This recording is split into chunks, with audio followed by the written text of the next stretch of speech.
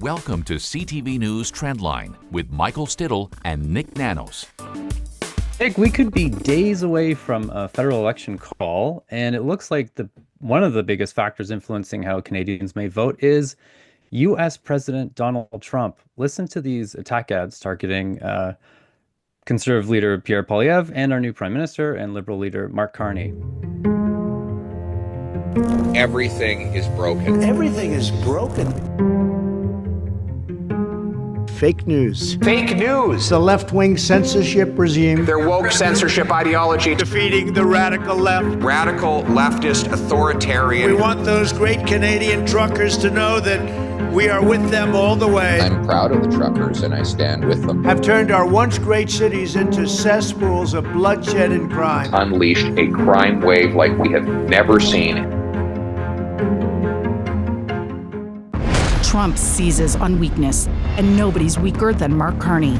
Carney sold out Canada when he moved his company's headquarters to New York, giving Canadian jobs to America. You sneaky. Carbon tax Carney. If Carney wins, Canada loses. Oh, there you go. I didn't realize U.S. President Donald Trump was running in our campaign.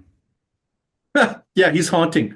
He's like the ghost haunting both the Liberals and the Conservatives. Why don't we just say he's like the uninvited guest for the Canadian election. Wow, are the gloves off? It hasn't even started. Michael, the gloves are off, right? You know, the Conservatives, full assault on Mark Carney, connecting him to carbon taxes and also his previous affiliations on the boards of large corporations. And then, the Liberals not pulling any punches in terms of comparing and contrasting Pierre Poilievre and some of the things that Pierre Poilievre has said to Donald Trump. Donald Trump being one of the big lightning rods in this, it will be one of the big lightning rods in this upcoming election. Nick, according to your issues tracking, where does Trump fit in with all this? A rocket of concern. Every week we ask Canadians what their top national issue of concern. Michael, check out the trend line. It's almost like vertical. We don't see this too often. Last time we saw this actually was during the pandemic. But, we see basically a vertical trend line where, over the last 4 weeks, Trump has gone from nowhere in terms of being the top unprompted national issue of concern to being at the very top of the list, and number 2 being jobs. So I see those two things as intertwined. It speaks to the fixation and focus that Canadians have on Donald Trump and what he's saying about the binational relationship. So I think it's pretty clear he's completely upended the Canadian political landscape. What is the impact so far on your ballot tracking? Well, the thing is Michael, last year it looked like the ballot question was going to be, is it time for a change? That ballot question is very good for the Conservatives because they're facing Liberal opponents, the Trudeau Liberals at that time, who were in power since 2015. Time for a change, powerful force. Not so much right now. Check out the latest numbers. Basically, a coin toss. I don't know, Michael, do you got a nickel or dime or quarter? I know there's no pennies to toss anymore. No change anymore. Yeah, well, yeah, I guess we can't do that on our phone. But anyways, if you look at the latest Nanos ballot tracking, 35-34, Conservatives, Liberals, NDP back at 16, within the margin of error for both of the parties. So it's anyone's. If an election were held today, it's anyone's game. The only thing is, the election's not held today, and a campaign is going to happen. And I think this campaign is going to see a lot more volatility than we've seen in other campaigns. What a huge difference. I mean, I think it was just back in October, November that the Conservatives had a double-digit lead over the Liberals. Yeah, up to 27 points. It looked like the Conservatives were poised to make or form a supermajority in the House of Commons. A lot of traction for Pierre Poilievre and the Conservatives on things like the cost of living and people worrying about the rising cost of housing and stuff like that. 2024 was a great year for the Conservatives and Pierre Poilievre. 2025, still good, but not as great as especially the close of 2024. So Nick, with a 1 percentage point difference now between the two parties, how does this translate into seat projections? Well, first, if you look at the trend line that we every month, we map out seats that we project to, be won by the Conservatives or the Liberals, or ones that are too close to call. If you look at the trend line on the Nanos seat projections, the Conservatives were really ramping up in 2024. But now, when we look at the latest seat projections, it's basically the Conservatives, in terms of the number of seats that we've declared for the Conservatives, a significant drop. They're basically in a fight for either a minority government or a weak majority government right now. But basically, the seat projections tightening up. But there's really some cool and interesting stuff that's going on across the country right now. Let's start on the East Coast. What's happening in the Atlantic Canada region? Well, on the left, what you'll see are the projections for January 1, the beginning of January. And on the right are the most recent seat projections. So you can see back in January 1, let's see Dominic LeBlanc's riding, Beauséjour, basically too close to call. Now we have Beauséjour back into the red column. And that one Acadie Bathurst in northern New Brunswick, basically declared for the Liberals, that being a kind of lonely Liberal territory. The island, all Conservative at the beginning of the year. Fast forward now, check it out. You can see now we have Cape Breton and Western Nova Scotia swinging back to the Liberals. We also have PEI, the Liberals doing much better in PEI than they've done before, and the Liberals, even looking better than they were before in St. John. So you basically have, for all intents and purposes, when we're looking at the Maritimes, you've got a significant swing back to the Liberals. And on the polling front, what we see is basically the Liberals and the Conservatives very very competitive again. I'm curious about Quebec, Nick, and how Donald Trump has had any impact there, and and how strong the bloc is currently. Yeah, not as dramatic when we look at the numbers in the province of Quebec. We have the bloc. When we look at on the left side of the map, which is the January numbers, we see some ridings in play. We see the New Democrats still holding on to that riding. I think it's a Rosemont La Petite Patrie. But when you get past that, there's some key battlegrounds like Longueuil, Charles, Lemoyne, that are basically too close to call. But still, the bloc doing well. I think maybe one of the key takeaways is in the province of Quebec is that the Conservatives are not doing as well. We had them in the ballot numbers in the mid 20s in the province of Quebec, and the Conservatives. And now what we do now, basically, we have the Conservatives dropping about 10 percentage points to being in the low teens. So the parties to watch in the province of Quebec fundamentally are the bloc, and also the Liberals on that front. In Ontario, I mean, we've seen, over 2024, the Conservatives kind of eating into those Liberal strongholds around the GTA. What's the landscape like now? Yeah, like if we look at in Ontario, if we look in the Ottawa region, because that's kind of interesting, some of the stuff that's going on in the Ottawa region right now. And when we zoom into Ottawa, it's interesting. Ottawa was looking pretty good for the Conservatives at the beginning of the year. And they were likely, they're going to do well in ridings like Nepean, Ottawa South, and Ottawa West Nepean. And now we have those three ridings basically too close to call. We can't declare them for the Conservatives anymore. For the for the Liberals, still doing well in ridings like Ottawa Centre. Ottawa Centre was a bit of a toss-up between the Liberals and the New Democrats, but now we have, with the pickup that the Liberals have been having in the polls lately, what we're seeing is the Liberals doing a little better in the riding of Ottawa Centre. So kind of like the other parts of the country, improvement for the Liberals, mostly at the expense of some of those conservative gains that they were really poised to make back at the end of 2024 and the beginning of 2025. Are they kind of squeezing out the NDP there in Ottawa as well? Yeah, in the vote splits. Now the vote splits, Michael, are favoring the Liberals compared to the New Democrats. And that's that we're seeing the same kind of effect in Toronto, which is one of the big battlegrounds. The Conservatives, had that really great by-election where they did quite well in St. Paul's. And the thing is now even when we're looking at Toronto, let's do a quick zoom into Toronto.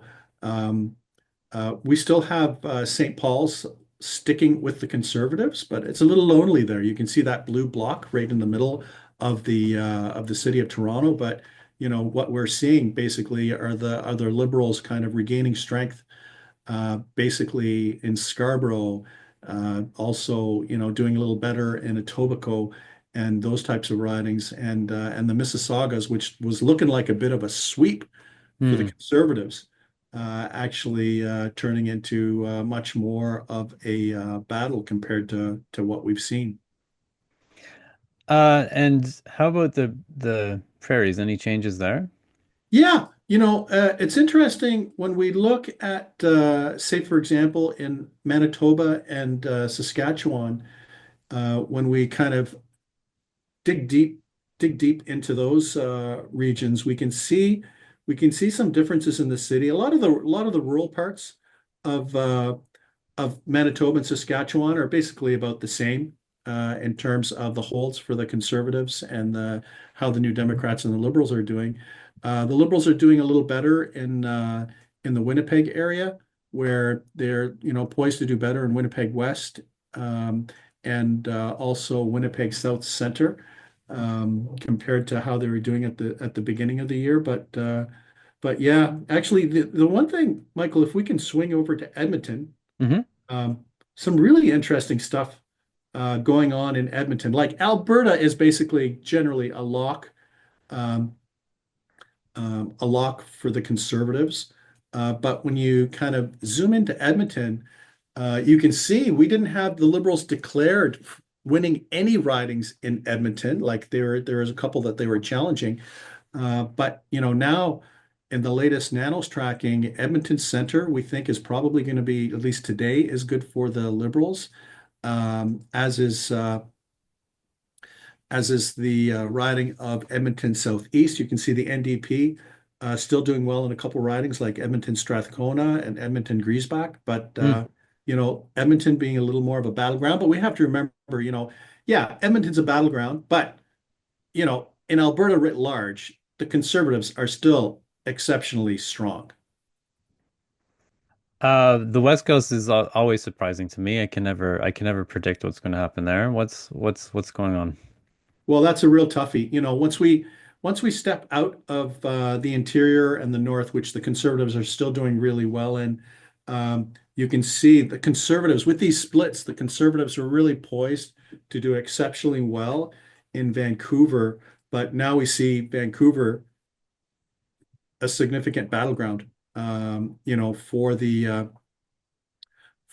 for the Liberals, for the Conservatives, and I would also say for the NDP. You can see all the gray and black ridings; those ones are Hmm. basically too close to call. At the end of last year, I think there are only just a couple ridings that were too close to call in the Nanos modeling: Surrey Newton and New Westminster Burnaby Mallardville. But fast forward now, and Vancouver's definitely in play. Nick, how much of this do you think might be some sort of honeymoon phase for Mark Carney, and how Yeah. much, is it Trump? Well, I think it's a combination of both. I think we have to realize that this isn't really the trend. This is the snapshot today.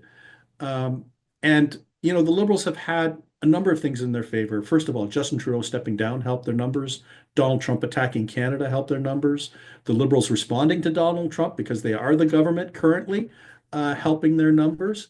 At their leadership helping the Liberal, like everything kind of aligned in favor of the Liberals and has put them back in the game. That said, things are very volatile. We should not think that just because things are trending positively for the Liberals right now, that that is going to continue, because the day the election is called, Michael, it will be a massive reset. It's like slapping down or hitting a reset button where Pierre Poilievre and Mark Carney, right, the two main forces, at least in this upcoming federal election, will have equal time. For Jagmeet Singh, who's had a hard time getting profile, it'll be good. It'll be better for him in terms of opportunities for him to get his message out. But just because things are looking better for the Liberals now does not mean that's what will happen in the election. This campaign will matter, and I think things are going to be much more volatile than previous campaigns, and they're going to change almost on a daily basis because of that guy, Donald Trump, who's going to be saying stuff